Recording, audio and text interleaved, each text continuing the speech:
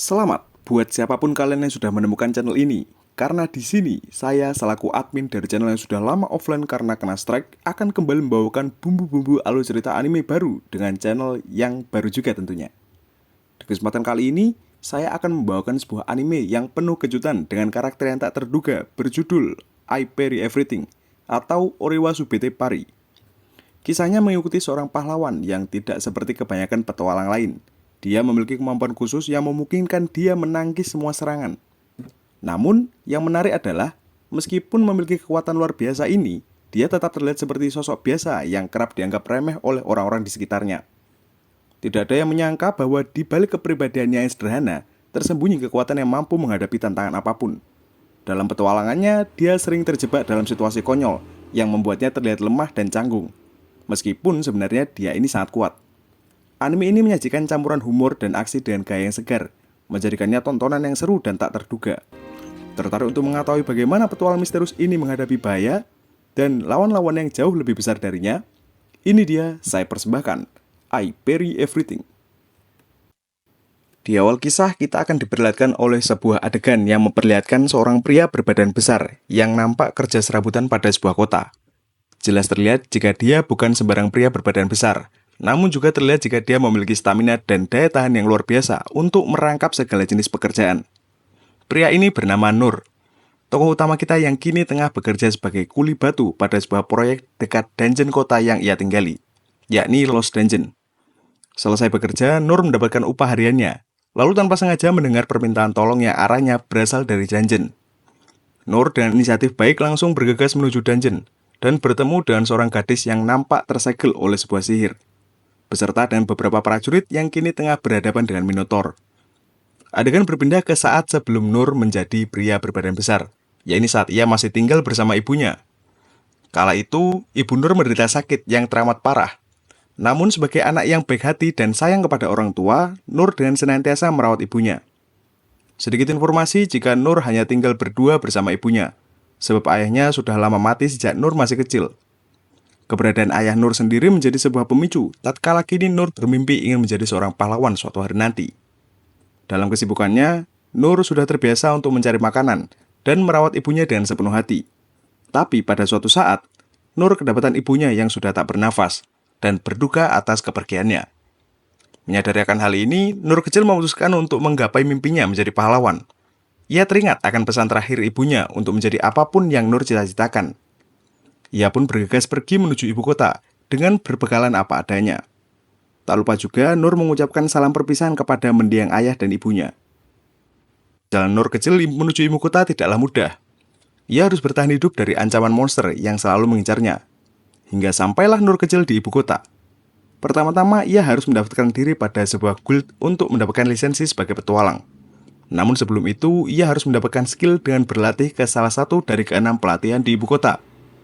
Langkah pertama, Nur kecil memutuskan untuk pergi ke pelatihan pendekar pedang yang dipimpin oleh seorang pria bernama Sig. Kepanjangannya Sigma. Setelah berlatih selama 3 bulan, Nur kecil hanya mendapatkan satu skill dasar, yakni menangkis, atau bisa kita sebut dengan nama parry. Dan hal ini menutup fakta bahwa Nur kecil tidak bisa menjadi seorang pendekar pedang. Nur kecil masih belum menyerah. Ia kembali mendaftar pada sebuah pelatihan para pejuang yang dipimpin oleh pria berbadan besar bernama Dandalk. Dan setelah 3 bulan berlatih, Nur juga hanya mendapatkan satu skill dasar, yakni peningkatan kekuatan fisik, yang juga menutup kemungkinan bahwa dia tidak bisa menjadi seorang pejuang. Tak menyerah, Nur lanjut mendaftar pada sebuah pelatihan archer, alias pemanah, yang dipimpin oleh seorang wanita bernama Miane. Namun lagi-lagi, Nur gagal setelah pelatihan selama 3 bulan, dan hanya mendapatkan satu skill bernama lempar batu. Pada titik ini, Nur masih belum menyerah, karena masih ada 3 tempat pelatihan yang belum ia coba. Salah satunya adalah pelatihan assassin, atau bisa kita sebut dengan nama Thief. Pelatihan ini dipimpin oleh seorang pria bernama Keru, dan tentu hasilnya masih sama, di mana Nur hanya mendapatkan satu skill dasar berupa langkah ringan. Berlanjut ke pelatihan berikutnya, Nur mencoba untuk mendaftarkan diri pada pelatihan penyihir yang dipimpin oleh kakek tua bernama Oken. Masih dengan hasil yang sama, Nur kecil gagal dengan hanya mendapatkan satu skill dasar berupa api kecil. Terakhir, Nur mendaftarkan diri pada sebuah pelatihan healer atau penyembuh yang dipimpin oleh pria berwibawa bernama Shane. Sangat disayangkan, setelah belajar dan berlatih selama 3 bulan, Nur hanya mendapatkan satu skill dasar bernama low heal atau heal kecil. Merasa kecewa dengan dirinya sendiri, Nur kecil memutuskan untuk pulang kampung dan melatih sendiri ke-6 skill dasarnya. Bukannya larut dalam kesedihan, Nur kecil malah semakin gigih untuk berlatih. Bahkan tidak ada satupun hari yang ia lewatkan untuk melatih skillnya. Dan usaha ini terus berlanjut hingga ia sudah menjadi pria berbadan besar. Berdasarkan perkiraan saya pribadi, usia Nur kini telah mencapai kepalan 20 dan dia kembali memutuskan untuk kembali ke ibu kota demi sebuah pekerjaan. Merasa kangen dengan guild yang ia kunjungi waktu kecil, Nur menyempatkan diri untuk mampir untuk berbincang kepada bos guild. Nah, Pak Bos sendiri mengatakan jika sebenarnya Nur ini bisa mendaftar sebagai pahlawan atau petualang mungkin sebutannya. Meskipun hanya bermodalkan skill dasar, namun Nur hanya bisa mengambil quest atau pekerjaan kelas F, yakni tingkatan yang setara dengan pekerjaan warga sipil atau bahkan jauh lebih rendah. Mendengar akan hal itu, Nur setuju dan mulai bekerja sebagai petualang kelas F. Meski terbilang sepele, Nur benar-benar menyanggupi semua permintaan dengan sungguh-sungguh. Mulai dari bersih-bersih selokan, menjadi kuli barang, ataupun menjadi kuli batu seperti yang tengah ia kerjakan sekarang. Nah, pada titik inilah Nur mulai menyadari keberadaan gadis yang meminta tolong di awal cerita. Dia adalah putri pertama dari raja ibu kota ini, yang bernama Kleis Lineburg, atau bisa kita sebut dengan nama Lin. Pada saat itu, yang Nur saksikan adalah pembantaian yang dilakukan Minotaur terhadap para pasukan kerajaan yang mengawal Lin. Terlihat jika kemarahan Minotaur ini dipicu oleh artefak cincin merah yang tergeletak di sana. Menyampingkan akan hal itu, Nur mengambil pedang untuk mencegah serangan Minotaur. Meski hanya bermodalkan skill dasar, tangisan dari Nur mampu membuat Minotaur itu terpental, dan hingga pada akhirnya tumbang oleh serangan yang Nur pantulkan dengan pedang yang hampir remuk. Usai menyelamatkan Lin selaku putri kerajaan, Nur pergi begitu saja. Dan kejadian itu menjadi berita besar yang menyebutkan jika sosok misterius telah menumbangkan Minotaur seorang diri. Berita besar ini juga sampai ke telinga putra pertama kerajaan ibu kota yang bernama Kleis Rain. Rain berpikir jika sosok yang berhasil menyelamatkan adiknya layak diberikan hadiah yang besar. Dan ajudannya juga sepakat akan hal itu. Di lain sisi, Nur dengan santainya kembali ke guild untuk melaporkan hasil kerja sekaligus mengambil pekerjaan baru. Tak disangka ia dibututi oleh sosok misterius dari tadi, dan dia adalah Lin. Lin bersikeras untuk mengajak Nur berbicara empat mata, sembari mengucapkan rasa terima kasih karena sudah menyelamatkan nyawanya. Meski sudah dipaksa, Nur masih dengan keras menolak hadiah pemberian dari Lin, dan pada akhirnya, Lin memaksa Nur untuk berbicara dengan ayahnya terlebih dulu. Pada awalnya Nur memang tidak tahu jika Lin merupakan putri kerajaan ibu kota. Ia baru sadar ketika memasuki gerbang utama dengan mode menghilang. Kemudian mereka berdua sempat bertemu dengan tangan kanan Lin yang bernama Ines Harness. Pada insiden sebelumnya, Ines merasa kecewa karena gagal dalam melindungi tuan putrinya. Namun ia juga bersyukur karena kebetulan ada sosok Nur kala itu. Tak lupa Ines mengucapkan rasa terima kasih yang teramat besar untuk Nur. Kemudian Nur dan Lin melanjutkan perjalanan menuju aula dan kembali dihadang oleh salah satu prajurit hebat bernama Gilbert, si Raja Tombak. Sesaat setelah itu, Ines mengajak Gilbert untuk bersama-sama mengawal Lin karena sejatinya mereka masih curiga dengan Nur. Lalu tibalah mereka di aula istana. Raja Kleis menyambut kedatangan Nur dengan sukacita. Gilbert dan Ines tentu menundukkan pandangan di hadapan raja, berbeda dengan Nur yang masih belum paham etika semacam itu. Akan tetapi, hal ini membuatnya semakin akrab dengan sang raja. Bahkan pembicaraan ini terasa sangat enteng seperti dua orang yang tengah ngopi di kala senja. Intinya pada percakapan ini sang raja berusaha menawarkan berbagai macam hadiah, mulai dari tanah, rumah, ataupun harta kekayaan yang melimpah, dan semua itu Nur tolak.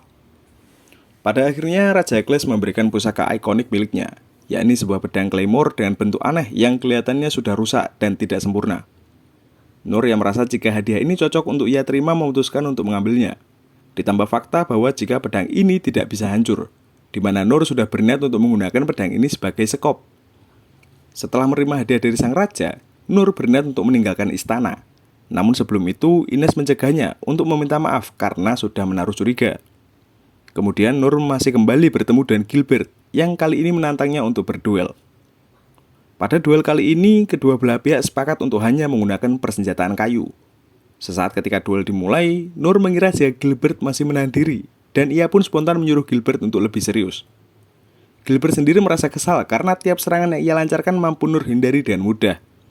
Dan pada suatu titik, Nur mengira jika Gilbert sengaja menahan kekuatannya karena takut melukai anak buahnya di sana. Lalu Nur pun pergi meninggalkan ruangan dan mengaku kalah.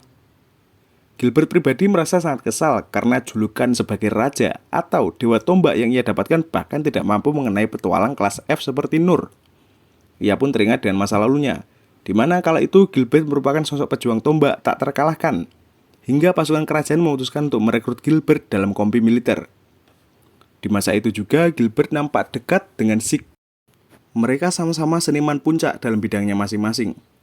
Dua orang ini memiliki satu harapan yang sama, di mana mereka ingin suatu saat nanti ada orang yang lebih kuat dari mereka berdua. Kembali ke Nur, di mana dia nampak hendak berlatih usai menyelesaikan pekerjaannya.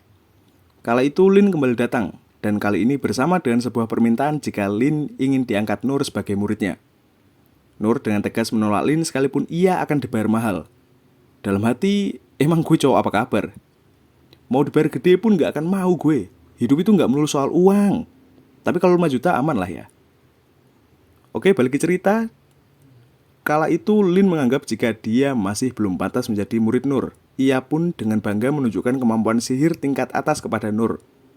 Usai menunjukkan kebolehannya, Nur hanya menunjukkan skill dasar karena memang cuma itu yang ia bisa. Hal ini membuat Lin terkejut karena skill dasar yang Nur asah sudah sangat jauh berkembang melebihi batasan normal. Ibaratnya gini, Lin ini memiliki skill tingkat B dengan level 10, dan Nur memiliki skill tingkat F namun sudah berada di level 100. Tentu itu merupakan perbedaan yang signifikan. Pada akhirnya, Lin memutuskan untuk semerta-merta mengikuti Nur dalam kesehariannya sebagai petualang kelas F dan melakukan berbagai macam pekerjaan kasar. Besoknya, Nur mengajak Lin untuk mengambil pekerjaan di guild. Kala itu, Pak Bos mengatakan jika Nur berada dalam satu kelompok yang sama dengan Lin, mereka bisa mengambil misi tingkat B. Nur yang merasa jika dia belum pernah melawan monster tentu sangat excited dengan misi ini. Lah, terus kemarin yang Nur lawan apaan? Dalam benaknya, Nur beranggapan jika yang kemarin ia lawan itu bukanlah Minotaur, melainkan sekedar sapi biasa pada umumnya. Tentu, dalam kesempatan kali ini, Nur dan Lin sepakat untuk mengambil misi tingkat B, yakni memburu goblin. Dan setelah itu, mereka diharuskan membawa telinga kanan goblin sebagai bukti bahwa mereka telah berhasil. Misi dimulai. Nur dan Lin mulai memasuki hutan belantara untuk melacak keberadaan goblin. Di tengah jalan, Lin menggunakan skill uncover untuk membuka keberadaan musuh. Dan mereka malah bertemu dengan Kaisar Goblin yang tengah memangsa kawanannya sendiri. Lagi-lagi, monster yang mereka temui ada hubungannya dengan kristal artefak berwarna merah. Hal ini memberikan kekuatan tambahan kepada si Goblin dan memungkinkannya untuk melakukan regenerasi instan. Sebelum pertarungan dimulai, Lin merasa takut karena yang ia lawan lebih besar dari Kaisar Goblin pada umumnya. Nur yang belum pernah melawan Goblin beranggapan jika itu adalah Goblin biasa pada umumnya. Kepolosan Nur beserta pengetahuannya yang minim membuat Lin kembali bangkit, dan mereka secara perlahan melawan Kaisar Goblin dengan kerjasama. Dirasa usaha yang mereka lakukan sia-sia karena si Goblin mampu regenerasi, Nur memutuskan untuk mengincar kristal merah yang ada di dahi Goblin itu. Ia pun meminta Lin untuk mendorongnya dengan sihir angin, di mana Nur akan menahan tekanan itu dengan pedangnya dan peningkatan fisik, yang mana usaha ini membuahkan hasil dengan lepasnya batu kristal di kepala Goblin itu. Usai melepaskan kristal itu, Nur menyuruh Lin untuk membakar goblinnya. Dan tanpa disadari, mereka lupa untuk mendapatkan bukti mengalahkan goblin dengan mengambil telinga kanannya. Alhasil mereka tidak mendapatkan upah dari hasil perburuan mereka. Analisis batu merah. Rain Keru. Di lain sisi, Rain dan Keru beserta kompi asasinnya mendiskusikan tentang batu merah besar dari hasil pertarungan Nur dan Lin melawan Kaisar Goblin. Di sini mereka menyimpulkan jika batu ini merupakan teknologi buatan dari kerajaan sebelah yang berniat untuk menginvasi kerajaan ibu kota. Sadar akan hal ini, Rain bergegas untuk menemui Nur dan Lin yang habis makan di warteg Cak Udin. Rain kali ini meminta adiknya untuk melakukan misi pengintaian ke kerajaan sebelah, bersama dengan Nur dan Ines sebagai pengawalnya. Dalam hatinya, Nur berpikir mungkin dia bakal jadi kuli angkat-angkat barang, meski sebenarnya misi yang Rain berikan jauh lebih besar ketimbang itu. Lalu berangkatlah mereka di keesokan harinya. Perjalanan ini dibuka dengan pemandangan indah pemukiman sawah, di mana Nur untuk pertama kalinya menaiki pedati, yang mana alasan inilah yang membuatnya menerima misi. Di tengah perjalanan, kita dibawa ke flashback masa lalu Ines sebagai anak berbakat di panti asuhan tempat ia dibesarkan. Sedari kecil, Ines diberkati dengan kekuatan berir yang mampu menjadi perisai ataupun senjata perang berupa pedang yang mematikan. Hal ini pula yang membuatnya diadopsi oleh pimpinan pelatihan pejuang, yakni Dandalk. Meski disebut sebagai perisai terkuat, Ines masih merasa iri dengan sebuah nama yang sering disebut oleh ayah tirinya. Nama itu tidak lain dan tidak bukan adalah Nur, di mana Dundalk sejatinya sangat kagum dengan kegigihan Nur kala itu. Kembali ke cerita di mana kini mereka tengah berhadapan dengan seekor monster. Setelah Lin menggunakan skill uncover yang ia miliki. Monster ini merupakan katak bersayap yang dijuluki naga wabah, berkat kemampuan racun mematikan yang ia miliki. Di lain sisi, kerajaan ibu kota juga mengalami serangan monster kiriman dari kerajaan sebelah di beberapa titik. Hal ini mendorong ke-6 pimpinan pelatihan untuk turun tangan ke lapangan langsung. Kembali ke Nur dan kawan-kawan, di mana kala itu mereka dikejutkan dengan kemunculan remaja laki-laki dari ras iblis bernama Rollo. Terlihat jika dialah yang membawa kata ini untuk diarahkan ke ibu kota. Dan akibat skill uncover, kata itu kehilangan kendali dan hendak menyerang Rollo. Nur dengan baik hati menahan serangan kata itu, meski sebenarnya Rollo ini sudah memiliki niat jahat untuk menyerang ibu kota. Awalnya Nur mampu menahan serangan si katak dengan parry dan beberapa skill dasarnya. Namun semua terhenti tatkala Nur menerima cukup banyak serangan beracun. Lin yang awalnya hendak membantu secara spontan ditahan oleh Ines karena siapapun yang menerima serangan naga wabah sudah dipastikan 100% tewas. Dan satu-satunya hal yang bisa mereka lakukan adalah mundur dan kembali ke ibu kota untuk menginformasikan ancaman ini. Kemudian adegan berpindah ke masa lalu Rollo yang mana sebenarnya dia ini adalah kaum iblis yang diperbudak oleh kerajaan sebelah. Pada anime ini dijelaskan jika kaum iblis memiliki kekuatan untuk mengendalikan hewan ataupun monster buas. Hal ini pula lah yang menyebabkan banyak kaum iblis kecil diperbudak untuk disalahgunakan. Dan pada titik rendahnya, Rollo berharap jika suatu saat kekuatannya akan berguna untuk kebaikan orang lain di kehidupan berikutnya.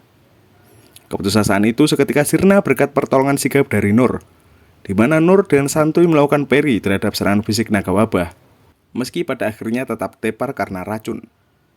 Lalu kita dibawa ke flashback Nur waktu kecil. Sejak ditolak sebagai pahlawan waktu kecil, Nur memutuskan untuk bertahan hidup di rumah terpencilnya dan mencoba untuk mengkonsumsi tanaman dan hewan-hewan beracun. Awalnya usaha itu nyaris berkali-kali membuat Nur sekarat, namun kini yang ia dapat adalah kekebalan mutlak terhadap racun. Nur kembali bangkit, dan kini ia mengerahkan segala jenis skill yang ia miliki. Lalu tepat di saat naga wabah hendak mengeluarkan serangan ultimate, Nur berusaha keras untuk melakukan parry, dan serangan itu balik membunuh naga wabah sendiri. Kemenangan diraih oleh Nur, Ines, dan Lin kemudian bergegas untuk menghampiri dan memeriksa kondisi Nur. Lin sendiri terkejut tatkala melihat Nur yang nampak baik-baik saja, karena sepengetahuannya, hanya ada satu orang yang benar-benar kebal terhadap racun, yakni pimpinan pelatihan healer, yaitu Shin. Itu pun sudah ia latih selama berpuluh-puluh tahun. Pada titik ini, Nur juga meminta agar Lin dan Ines bersedia untuk mengikut sertakan Rollo, karena Nur merasa jika Rollo masih kecil dan layak mendapatkan kehidupan normal di ibu kota, sekalipun dia merupakan kaum iblis yang dibenci. Ines beranggapan jika Rollo memang bukanlah kaum iblis jahat pada umumnya. Ia malah terlihat seperti budak sengsara yang dipekerjakan dengan paksa, dan Ines akan mempertimbangkan keputusan ini untuk merawat Rollo. Ancaman tak berhenti sampai di situ. Mereka kedapatan musuh baru yang berniat untuk membawa kepala Rollo demi sebuah uang. Dia adalah pembunuh bayaran bernama Zadu si orang mati, karena memang dia adalah buronan kelas atas yang susah untuk ditangkap. Pada pertarungan kali ini, Nur berhasil menghancurkan hampir semua persenjataan Zadu. Ditambah lagi, Nur mampu menghindari serangan cepat seorang assassin sekelas Zadu. Sementara itu, Ines hanya mampu mengeluarkan shield untuk melindungi Lin dan Rollo. Merasa jika senjatanya mulai habis, Zadu mengeluarkan senjata terakhir yakni belati salib tanpa batas yang ia gunakan sebagai serangan beruntun. Namun usaha itu tak membuahkan hasil apapun berkat kombinasi serangan yang dilakukan Nur dan Ines. Alhasil Zadu memutuskan untuk mundur karena ia merasa masih belum bisa mengalahkan Nur, dan misi untuk mendapatkan kepala Rollo berhasil digagalkan. Kemudian Rollo mengatakan jika raja kerajaan sebelah berniat untuk melakukan invasi besar-besaran dengan membangunkan naga kehancuran yang telah tidur selama 150 tahun lalu dan mengendalikannya untuk menyerang kerajaan ibu kota. Sadar akan informasi ini, Nur dan rekan-rekannya memutuskan untuk kembali ke ibu kota dan membatalkan misi Rain untuk melakukan pengintaian. Sedikit adegan flashback ketika Nur masih kecil dan mendengarkan cerita pahlawan dari ayahnya. Nur kecil kala itu mendengarkan kisah luar biasa di mana pahlawan benar-benar berhasil mengalahkan naga dan mengultinya untuk kesejahteraan masyarakat sekitar. Alhasil, cerita itu membuat Nur berambisi besar untuk mengalahkan sang naga dan meminta Lin untuk menembakkan lonjakan energi angin yang akan ia tahan dengan pedangnya.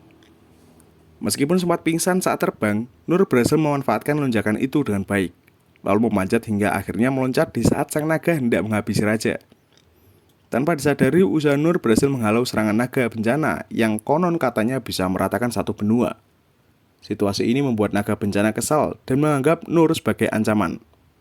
Nur yang sebelumnya belum pernah melihat naga menganggap jika lawannya ini hanyalah naga biasa pada umumnya. Nur dengan santai menangkis serangan-serangan berat dari sang naga. Hingga pada suatu titik, naga bencana merasa murka dan hendak melepaskan satu serangan terbesarnya. Nur masih dengan usaha yang sama bersiap-siap untuk melakukan parry, dan usaha itu berhasil membuat naga tunduk.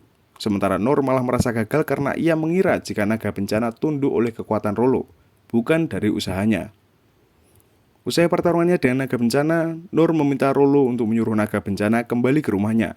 Sebab Nur merasa jika naga bencana hanyalah mematuhi Rolo. Meski sebenarnya si naga ini hanya mendengar perintah dari Nur sebagai majikan yang sudah mengalahkannya. Naga bencana sepakat, ia akan kembali ke serangnya. Namun tanpa disadari, raja kerajaan sebelah dengan sengaja menembakkan senjata tempur ke arah naga bencana. Dan usaha itu berhasil menumbangkan sang naga. Raja kerajaan sebelah ini bernama Deridas III, dan kita akan sebut dia dengan nama Deridas. Pokok intinya, kerajaan sebelah ini berbanding terbalik dengan kerajaan ibu kota yang masih mengandalkan sihir dan pedang, di mana kerajaannya Deridas ini lebih memilih untuk menggunakan teknologi terkemuka. Salah satunya kereta tempur bernama Brionak yang baru saja ia gunakan untuk menembak sang naga secara diam-diam. Sadar akan tumbangnya sang naga, Nur, Lin, Ines, dan Rolo bergegas menemuinya. Namun mereka malah mendapatkan serangan kejut dari Deridas dan pasukannya. Sedikit informasi, mengirimkan banyak monster dan naga bencana ke ibu kota adalah rencana awal Deridas dalam memulai peperangan. Dirasa usaha pertamanya gagal, Deridas memilih untuk membunuh naga bencana dan melakukan serangan kejut dengan seluruh pasukannya. Kali ini Nur benar untuk melakukan serangan balik, bukan karena marah, tapi karena ia ingin menyelamatkan kakek tua di tengah pasukan kerajaan sebelah yang nampak menyeramkan. Siapa kakek tua yang dianggap Nur? Dia adalah Deridas yang sejatinya malah pimpinan dari pasukan ini. Nur sebenarnya ingin menghampiri mereka dengan santai, namun Lin dengan spontan menembakkan sihir angin yang belum sempat Nur tahan. Alhasil Nur menggunakan pasukan Deridas sebagai alat bantu agar dia berhenti. Namun itu tanpa sengaja membuat mereka rata seketika.